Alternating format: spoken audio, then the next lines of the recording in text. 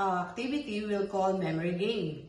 Did you know you can boost your child's memory with a super simple game at home? Let me show you how. All you need is a few cups, some colorful balls, and a piece of paper. That's it.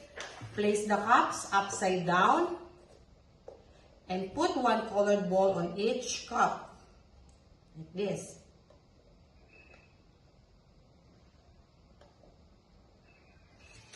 Give your child a few seconds to look carefully and remember where each color is. You have to look it. Okay? Now cover the view using the card and move the balls to their position. Go, go! Are you done? Is it correct? Yes. Make it fun and little tricky. Then where is the blue ball? Blue. That one is? What color is that? What color is that? Blue. Blue. And the other one? Yellow. Yellow. And the other one? Red. Red. Good job!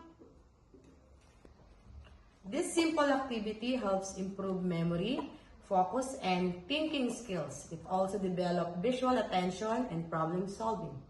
Try this at home and make learning fun.